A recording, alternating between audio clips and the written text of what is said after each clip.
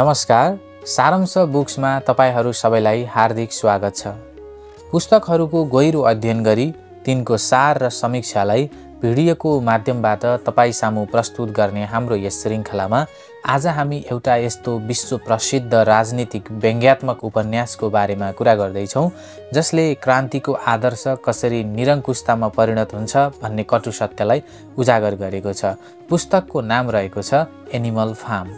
यो कृति 20औं शताब्दीका महान साहित्यकार तथा चिन्तक एरिक आर्थर बेलेयर, जो जर्ज अर्वेलको नामले विश्वभरि परिचित हुनुहुन्छ, उहाँद्वारा लेखिएको पुस्तक हो।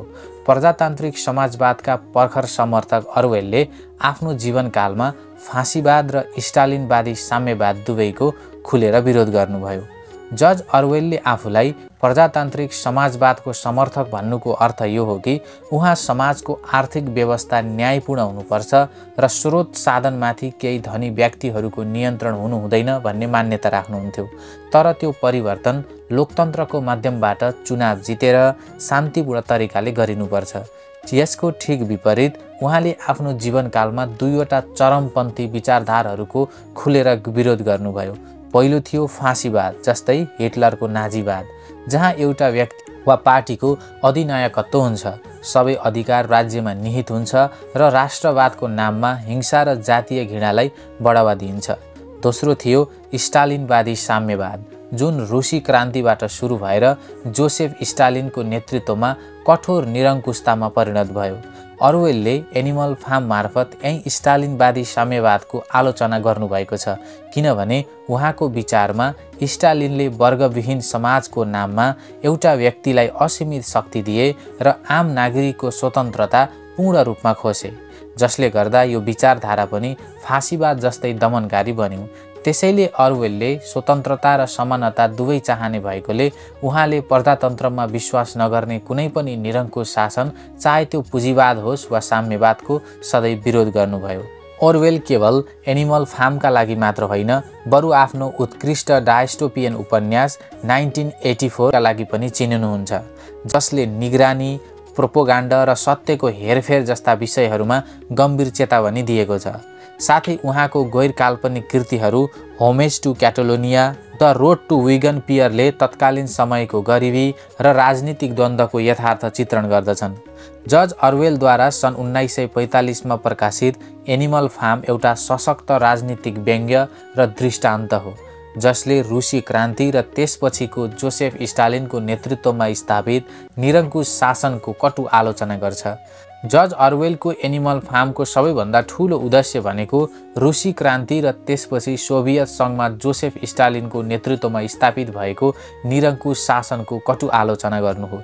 यसको अर्थ के हो भने सन् 1917 मा रुसमा जार यानि कि राजाको क्रूर शासन विरुद्ध समानता र स्वतन्त्रताको सपना बोकेर क्रान्ति सुरु भएको थियो, जसलाई किताबमा जनावरहरूको विद्रोहको रूपमा देखाइएको छ।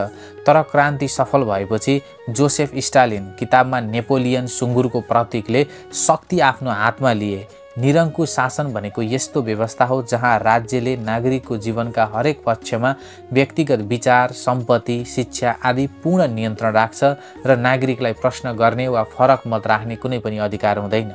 अर्वेलले किताबमा देखाउनुहुन्छ कि कसरी क्रान्तिका नेताहरू यानि कि सुँगुरहरू बिस्तारै बिस्तारै पुरानो राजाभन्दा पनि बढी क्रूर तानाशाह बने। उनीहरूले सत्यलाई तोडमोड गरे, आफ्ना विरोधीहरूलाई झुटो आरोप लगाएर निर्ममतापूर्वक हत्या गरे र जनतालाई अत्याधिक श्रम गर्न बाध्य पारे। अर्वेलको आलोचनाको सार यो हो कि साम्यवादको नाममा स्थापित त्यो शासनले जनतालाई स्वतन्त्र बनाउनुको साटो झन कठोर गुलामीमा फसायो, जहाँ नयाँ शासकहरू पुरानो भन्दा पनि खराबी, निष्ठुरी बने। यो कथा फार्मका जनावरहरूले मानव मालिक मिस्टर जोन्सलाई, जो कमजोर जार निकोलस द्वितीयको प्रतीक हुन्, लखेटेर नयाँ समाज स्थापना गर्ने सपनाबाट सुरु हुन्छ। क्रान्तिको वैचारिक जग बसाल्न वृद्ध बँधेल ओल्ड मेजर हुन्, जसले कार्ल मार्क्स र लेनिनको प्रतिनिधित्व गर्छन्। मेजरको भाषणले जनावरहरूको दुःखको कारण मानव हो भनी ऐलाउँछ र शोषण मुक्त समाजको सपना देखाउँदै क्रान्तिकारी गीत बिट्स अफ इङ्ल्यान्ड सिकाउँछ। गोल्ड मेजरको मृत्युपछि नेपोलियन यानि कि स्टालिनको प्रतीक र स्नोबल जो ट्रोट्स्कीको प्रतीक छन् र स्क्विलर प्रचारकको प्रतीक छन् जो तिनीहरूले सुँगुरको नेतृत्वमा जनावरहरूको सफल विद्रोह गरी फार्मबाट जोन्सलाई धपाउँछन् र फार्मको नाम एनिमल फार्म राख्छन्।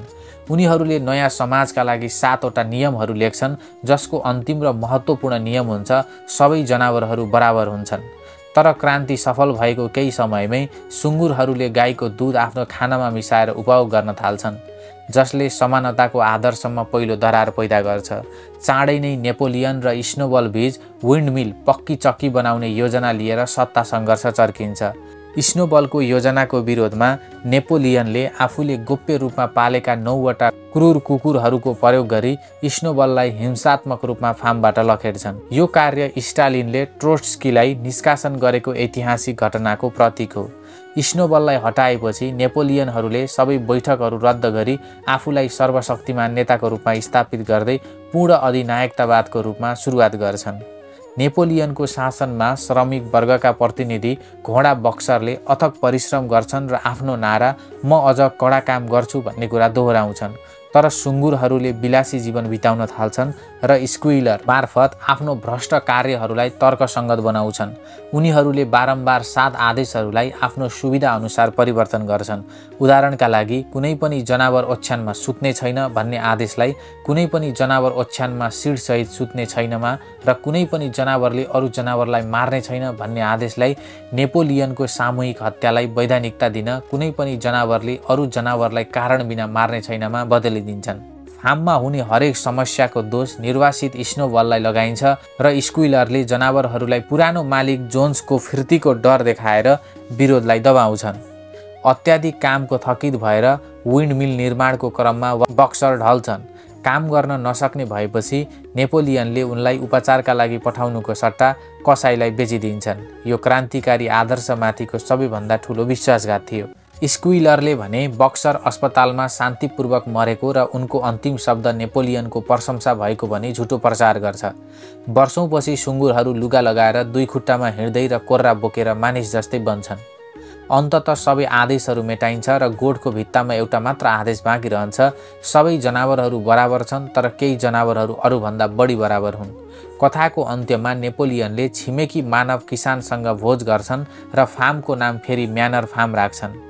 झ्यालबाट हेरिरहेको जनावरहरूले मानिस र सुँगुर बीचको भेद छुट्याउन सक्दैनन्। यसले क्रान्ति असफल भएर पुरानो अत्याचारीलाई नयाँ र अझ क्रूर अत्याचारीले प्रतिस्थापन गरेको तथ्यलाई स्थापित गर्छ। एनिमल फार्मको चिरस्थायी सन्देश यही हो कि जबसम्म साधारण जनता सचेत र शिक्षित हुँदैनन् तबसम्म सत्ता सधैँ भ्रष्ट हुन्छ र क्रान्तिले केवल मालिकहरूलाई मात्र परिवर्तन गर्छ।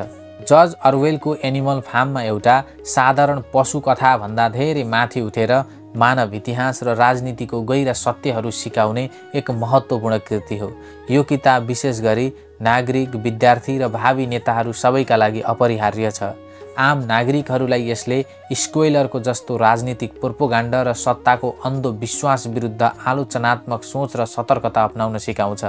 इतिहास र राजनीतिका विद्यार्थीहरूका लागि यो पुस्तकले जटिल तानाशाहीको उदय, रुसी क्रान्तिको भ्रष्टता, स्नोबललाई बलि चढाएर शक्ति कसरी सुदृढ गरिन्छ भन्ने जस्ता अवधारणाहरू बुझ्न सरल रूपरेखा प्रदान गर्छ। संक्षेपमा भन्नुपर्दा जसले पनि स्वतन्त्रताको मूल्य बुझ्छ र शासकहरूको नियन्त्रण गर्ने तरिका बुझ्न चाहन्छ उनीहरू सबैले यो छोटो तर गहन उपन्यास पढ्नै पर्छ। जर्ज अर्वेलको यो कृति एनिमल फार्मको गहिरो सारांश र समीक्षामा सहभागी हुनुभएकोमा तपाईहरू सबैलाई धन्यवाद। आजको छलफलले रुसी क्रान्ति र जोसेफ स्टालिनको नेतृत्वमा स्थापित निरङ्कुश शासनको कटु सत्यलाई उजागर गरेको छ भन्नेमा हामी विश्वस्त छौँ। यस कथाले हामीलाई सिकाउँछ कि स्वतन्त्रताको मूल्य निरन्तर सतर्कता हो। बक्सर जस्तो अन्धो विश्वास र स्क्विलर जस्तो प्रोपोगन्डाको दबावमा नपरी हरेक नागरिकले सत्ताको दुरुपयोग र भ्रष्टतामाथि प्रश्न गर्ने क्षमता राख्नुपर्छ। अन्यथा क्रान्तिको आदर्श केवल all animals are equal but some animals are more equal than others, सबै जनावरहरू समान छन् तर कोही कोही जनावरहरू पनि अरूभन्दा बढी समान छन् भन्ने भयानक विडम्बनामा परिणत हुन्छ। तपाईलाई यो समीक्षा कस्तो लाग्यो कमेन्ट बक्समा आफ्नो विचार व्यक्त गर्नुहोला। साथै सारांश बुक्सको आगामी श्रृङ्खलाका लागि तपाईँ कुन विश्व प्रसिद्ध पुस्तकको समीक्षा चाहनुहुन्छ कृपया पुस्तकको नाम कमेन्टमा लेख्नुहोला। हामी तपाईँको रोजाइलाई प्राथमिकता दिनेछौँ। भेटौँला अर्को ज्ञानवर्धक पुस्तकमा। नमस्ते, धन्यवाद।